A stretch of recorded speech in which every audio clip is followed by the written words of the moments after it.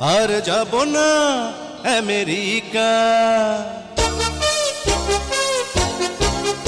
আর যাব না আমেরিকা।